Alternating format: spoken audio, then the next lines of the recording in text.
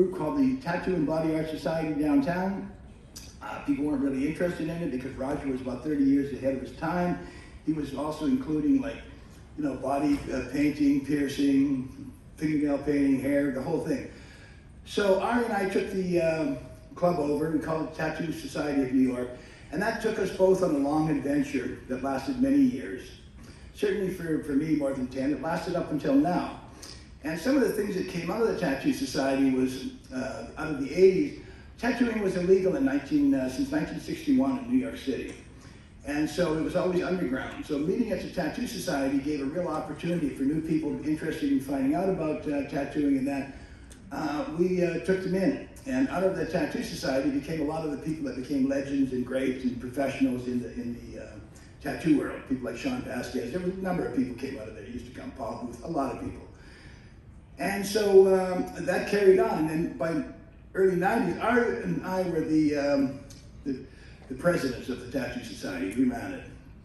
Ari was great to work with. What really excited me about him was his painting, his art, and his persona. Ari's a big persona. He's like always on. And so, as we went on, we eventually got to, a lot of the Tattoo Society turned into the movie Shadows in the City. And that was the base of that. And then after, that was about 1992, and then after Ari moved on with the film and took it across Europe and to different places like that, then I stayed on with the Tattoo Society and took it on with Elsa Renza. Elsa Renza is my partner, and she's, as she says in caption, we are Clayton. So she's like my other half. And then by 1995, I got contacted by a person in Europe by the name of Johan Ur, and he was starting this big show called Tattoo and Wild Style. And it was meant to take a tour across, Germany and Austria with this with tattooing, and it was a whole cross section. It was a new concept. It was called, it had, motorcycles, hot rods, fashion, strippers from Hungary, the whole cross section. It had food. The first time I'd known about Red Bull was at that place. And so I took across famous American tattoo artists and sideshow people. And that gave a number of people a start in the tattoo world in Austria. Like one person stayed behind, Sean Vasquez. He became, highly recognized in Austria. And so that was, that came out of the Tattoo Society. And then later I started connecting Austria to Asia. So I brought over a number of Asians. So you can follow the sort of stream and history of tattooing by following this sort of stream that started with the Tattoo Society. I recently did a book. It was called In the Shadows. It's a New York tattoo history. It's actually volume 1. I've handed in volume 2. It's this book at this time is sort of the most concentrated people's history of tattooing in New York. There's been a few books previously, but they were mostly short interviews and things like this. This is a much deeper look into it. And I have to get volume 2 done because volume 2 is much more, we need both. And I could probably do a third volume. But anyway, from that, I started connecting to a person by the name of Wes Wood. Wes came out of the Tattoo Society. He started a company called Unimax. And he's always thanked me for that because he went on and started an international corporation, Unimax, that reached all around the globe, and he did extremely well. And so I'm very happy that that was also one of the people that came out of the Tattoo Society. But Wes came to me, and what was happening is there was a possibility that we could maybe get tattooing legal again in New York City. Well, in 1988, I got involved in a thing that became known as Tompkins Square Park Police Riot. And so I was a familiar scene on the sort of the radical political scene. So I knew our city council person at that time, Catherine Freed. So this is 1997. Because of the Tattoo Society, we had a whole sort of base to reach back to and to had people to support us. So Wes Wood, Catherine Freed, and myself spearheaded the legalization of tattooing in New York, and we were successful. And then after that, we, once it was legal, it was made legal under Giuliani, by the way, hooked up with a couple of other people, Westwood as well. Westwood, Steve Bonji, Butch Garcia, and myself were the first organizers of the New York City Tattoo Convention. So this was the first international tattoo convention in New York. And so one of my roles, which has always been one of my roles, is I'm a hookup guy. I've hooked together a lot of different people in a lot of different situations. It's kind of one of my little magic tricks. And so, you know, once it was legal and then this convention started, the first year Wes stayed. After the first year, Wes went on just as a vendor, and then the three of us, Butch Garcia, Steve Bonds, and myself, led it. And it was first really large international tattoo convention in New York. It had Asia, people from Asia, people from Japan, people from China, people from Brazil, people from Portugal, people from all over the world and all across America. So this little tattoo club that I was part of ended up really changing my life in a big way. And I was really able to make a lot of things happen because of that tattoo society. I helped a lot of people. I'm not a tattoo artist myself, but I'm a connector. So a lot of people got connected through this, and a lot of people got careers and made things happen. And that was like Shadows in the City. The making of Shadows in the City was a very exciting thing. Ari is like an avant-garde filmmaker, but he's also very classic. And you know, with his artistic taste and his vision, and he can explain to you what his vision is, and is it surreal, is it romantic, I'm not sure. But you know, then we were able to connect a lot of people downtown. So and thankfully, here we now, a lot of people now, they're putting into the Museum of Modern Art, like Kendra Fowler, Nick Zed, Joe Coleman, of course, and people like that. And it's been interesting also because we've all kind of grown up together at the same period of time. And you can see a lot of these people went on and did amazing things. Almost everybody, you know, Nick, Kendra, Joe, and Ari, of course. And I have to mention again my wife, Elsa Renzo, because she was really such a I would do nothing, so out of nothing from something. So thank you, Elsa. So that's about it for now. That kind of is the overview of it. Tattooing changed my life. I was able to you know, help a lot of people get to where it was they wanted to go. One of the things with tattooing in the at that period of time was a lot of people came to New York to be artists. And to be an artist in New York City was extremely difficult to do because there weren't opportunities. The reality is the people that really get up there to the place where people imagine they should be is probably 50. So there's hundreds of people that were looking for ways to make a living in art. And tattoo at that period of time, you know, opened up that whole possibility. You now had a place to take your drawings, turn it into drawings, turn the drawings into tattoos. You were selling your drawings, you were selling your work, you were making a living, you were becoming a professional. And a lot of tattoo artists now make as much per hour as dentists and lawyers and doctors. Mm-hmm. So tattooing became a vehicle for people that were interested in art, and it gave them a place to do it, and a place to go, and a place to shine. So I'm very happy that I was part of that.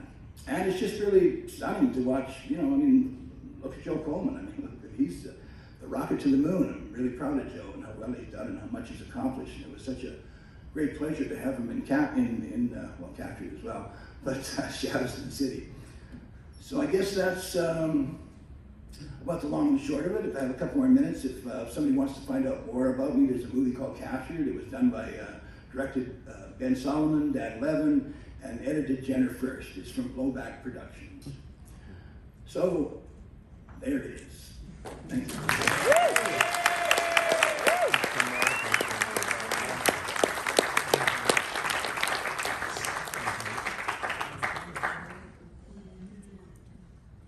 Of the living room to that corner of the living room, then back to that corner of the living room, and then to that corner of the living, and that was my film. Now, never having won an Academy Award for this, back to painting I went. However, I never forgot filmmaking. It always stayed with me. Now, in my 20s, I did a series of documentaries shot on video about art, and this was done for cable television, and we featured painters and sculptors, both from Europe and the United States. Now, okay, how Shadows in the City came about was in 1980s. The owner of one of the galleries that I had exhibited in was thinking of making a movie. He was really contemplating it, but we could not really agree on a topic. So, therefore, I realized that I had to rethink everything that I was doing. And what I did then was I understood that the budgetary aspect of it is extremely important. So therefore, what I did was I just took everything from start and I did it over. So at that point, I was determined on doing the film, but I dismissed a lot of my previous projects. So I realized I needed to get a simpler route, and I kept to the quick. And I had a friend at the time. This was for a different project. A friend, he was a fine painter who had led a very troubled life. He had a very troubled life, and the character who stars in the movie, the character who's the main character of the film, Paul Mills, was based on that particular person. You have to excuse me, I have just rewritten this, so I'm not that familiar with this stuff here that I wrote here. But I'm trying my best to see what I wrote here. But anyways, our first shoot was in 1984. And since the financing was a piecemeal situation, it wasn't until 1989 that we started to film again. And then the more money came in, obviously, then the more we shot, we were able to film. Now, Shadows in the City, there are so many stories to this film, they could fill a book. Now, one of that particularly stands out is about that very unique, very fascinating, and also very difficult Jack Smith. Jack would say to me, he would say this all the time, "We want to shoot on a sunny day."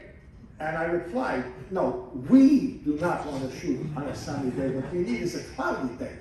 So Jack kept canceling and canceling and canceling, and finally, he got a sunny day. However,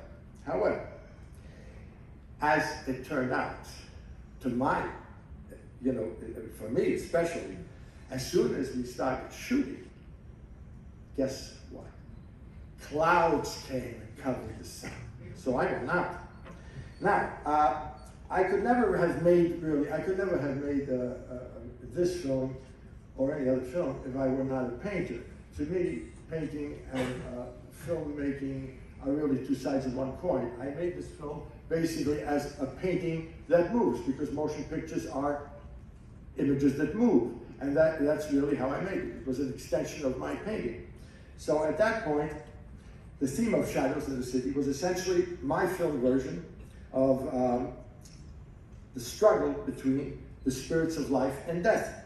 And I was fortunate enough to have such wonderful luminaries of the avant-garde experimental film world as Emile D'Antonio and Jack Smith, who respectively portrayed the spirit of life and the spirit of death. This, by the way, is Emile D'Antonio as the spirit of life, which I'll talk a little bit about that painting soon. Now, currently, I've been working on a series of paintings, and they're basically devoted to the Shadows in the City spirit. And in them, I have the characters from the film, and I put them in different situations. They're not illustrations to the film. They carry on the spirit of them. Now, in this one, you see Emile D'Antonio. He's the spirit of life. He walks through the world. He walks among us as a mystic who carries a mask which he looks through. And through that mask, he sees troubled souls, and he tries to do what he can to bring them hope and to bring them goodness. Sometimes it works, sometimes it does not. And unfortunately, that's the way it is. Now I'm going to move to the next one. And here you see faceless people. They haven't been transformed yet. These people have not yet found the way they will go in life. And it's somewhat of a Kabbalistic concept, but they say that everyone, and I believe this, everyone is born with free will and has the ability to create and change their own destinies. Now here is a close-up of Emile. Now here we see aspects of life. I don't need to, this is the mask, Carnival mask, by the way. Here we have another character. And here's something else. Oh, I have this guy here. Okay, this is the spirit of death as portrayed by Jack Smith. Now, the spirit of death solemnly walks amidst the world. And here, you could see over here, he is in front, there's a multiple things are going on here. Now, there you see a close-up of Smith as the spirit of death.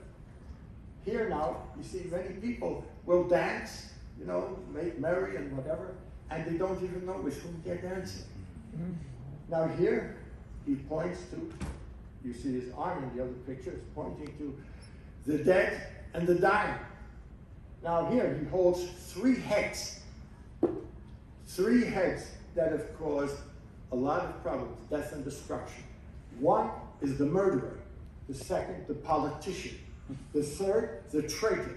All three have created death and destruction without blinking an eye about all the tragedy they've caused on earth. But now that they have to face their maker for their final judgment, they're terrified and resentful. Well, that's how it is. And this is Clayton Patterson. And he is a multi-talented, multi-artistic, creative soul. And that's why I painted him with three arms, because each of the arms is doing something. They're all working away. And I have to tell you, I have worked in cinema, both in Europe and here. And Clayton Patterson has to be one of the best people I've ever worked with in my life. And if you ever want someone, a collaborator, Clayton tops it all, I would say. And he's one of a kind, and his book is fabulous that he published, that he wrote. Now this is another painting that's called Eclipse. Now this is not part of the series, but I've done pictures like this which convey the same spirit as Shadows in the City. And in the painting, basically, the message which is in Shadows in the City is that some people will always remain in the darkness while others will go out, walk out into the light. And that's the last of the slides of the paintings. And I'm going to continue the series. But I have to say, I'm going to look up here. What I have here is my reference. I made another